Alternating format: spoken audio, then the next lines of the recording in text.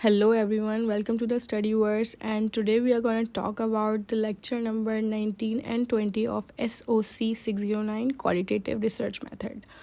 हम चारों टाइप्स की बात कर चुके हैं, कंटेंट एनालिसिस और विजुअल एनालिसिस और डिस्कोर्स एनालिसिस और कॉन्टेक्स्ट एनालिसिस सबकी बात कर चुके हैं. आज हम देखेंगे कि हम क्वालिटेटिव रिसर्च जब कर रहे होते हैं तो उसमें राइटिंग कैसे करते हैं. ठीक है, सबसे पहले हम देख लेते हैं.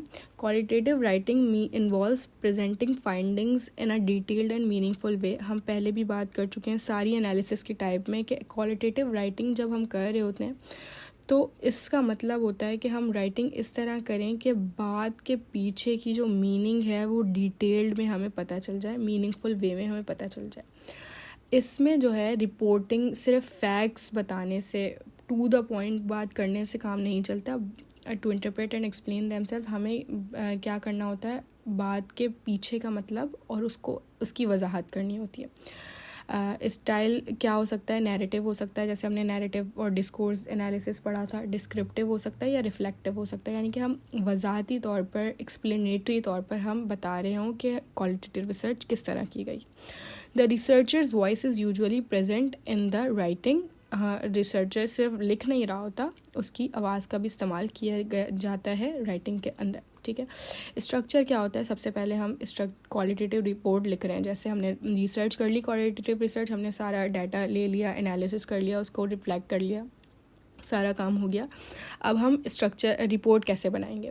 सबसे पहले हमें इंट्रोडक्शन देना होता है. इंट्रोडक्शन में हमारा बैकग्राउंड और पर्पस ऑफ द स्टडी आ जाएगा. ठीक है, उसके बाद हमें लिटरेचर रिव्यू करना होता है कि हमने जिस चीज़ में रिसर्च की उसके बारे में कॉन्टेक्स्ट हमने प्रीवियस रिसर्चेस से कैसे लिया. ठीक है, या किस चीज़ से स्टडी करके हम इस बारे में जानते हैं.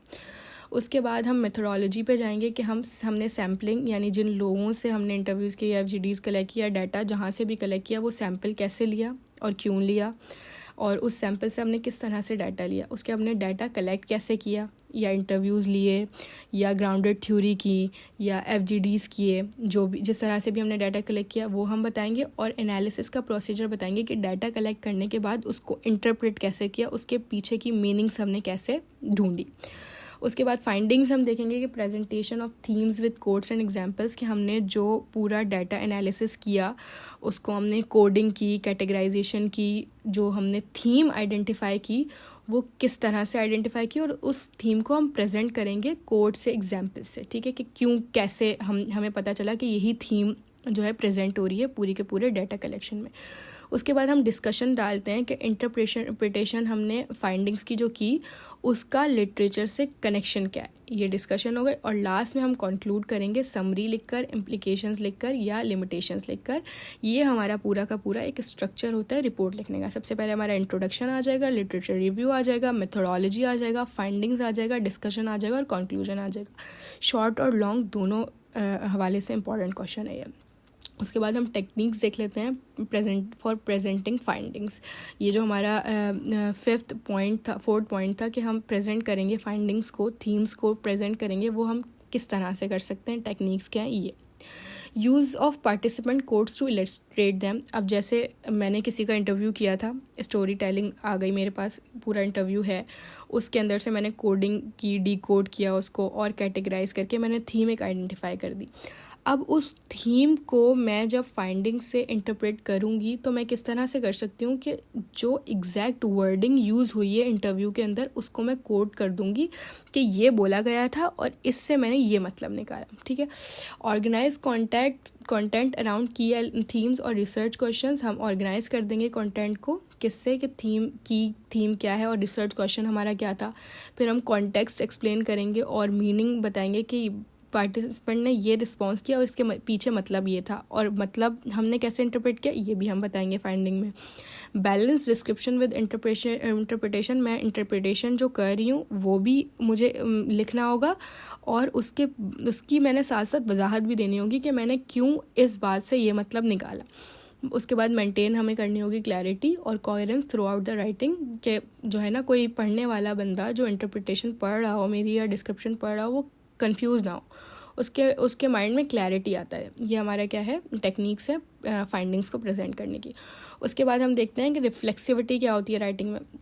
Acknowledging the researchers influence on the study, कि रिसर्चर का अपना इन्फ्लुएंस क्या है, ये एक्नॉलेज करना हमारी क्या आ जाएगी, रिफ्लेक्सिविटी आ जाएगी। Discussing personal positions, assumption and decisions, अगर जो है ना बहुत ज़्यादा डिस्कशन में रिसर्चर ने अपनी बात की हुई है कि मेरा पॉइंट ऑफ व्यू ये, मेरी एजम्पशन ये, मेरा डिसीजन ये, तो ये हमारी क्या हो जाएगी, रिफ्लेक्सिविटी हो जाएगी। एक्सप्लेन करना कि हाउ बायस वॉज मैनेज्ड, कि अगर मेरे बायसनेस आ गई थी, जैसे मैंने अपनी जो है थॉट्स या अपना पर्सपेक्टिव रख दिया बीच में, तो जो है मैंने उसको किस तरह से मैनेज किया, ये बताना होगा। ये रिफ्लेक्सिविटी हो जाएगी हमारे पास।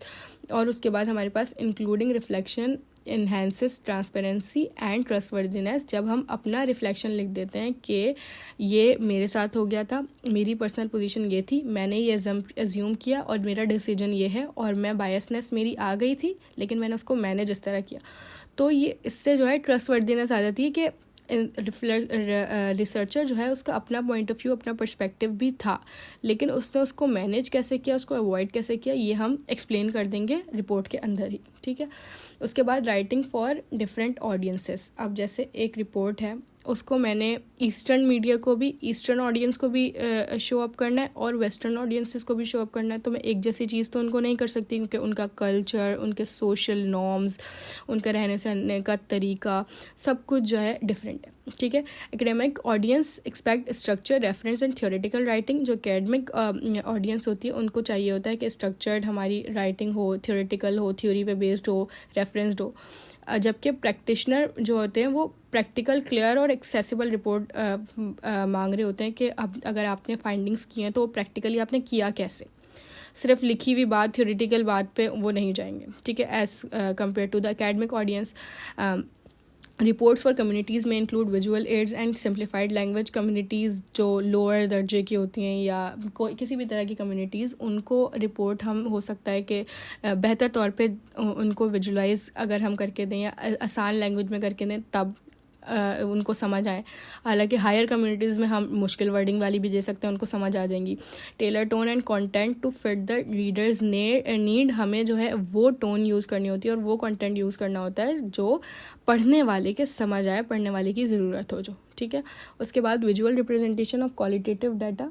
हम विजुलाइज कैसे कर सकते हैं क्वालिटेटिव डाटा को, हम चार्ट्स की फॉर्म में, टेबल्स की फॉर्म में, मॉडल्स की फॉर्म में या डायग्राम्स की फॉर्म में जो है ऑर्गेनाइज करके दे सकते हैं, एक्सप्लेन कर सकते हैं फाइंडिंग्स को, ताकि पूरी की पूरी रिपोर्ट पढ़ना बोरिंग ना लगे, चार्ट से खुद ही समझ आ जाए कि ये फाइंडिंग्स हैं इस रिसर्च की।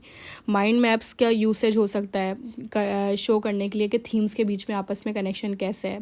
Visual support clarity but should not over simplify the meaning, हम कोई पिक्चर यूज़ कर सकते हैं क्लैरिटी लाने के लिए, ठीक है। Choose visuals that enhances understanding without distorting data, हमें ऐसे विजुअल्स यूज़ करने चाहिए जो कि अंडरस्टैंडिंग को बढ़ाएं, ना कि डाटा को डिस्टॉर्ट कर दें, यानी कन्फ्यूजन ना ले आए रीडर के माइंड में, ठीक है। उसके बाद हमारे पास that is all for MCQs हैं, that is all for today. MCQs solve करके कमेंट करना ना भूलिएगा। Do not forget to like, share, subscribe and comment down below. आज के लिए इतना ही, तब नहीं मिलते हैं नेक्स्ट वीडियो में, तब तक के लिए अल्लाह हाफ़िज़।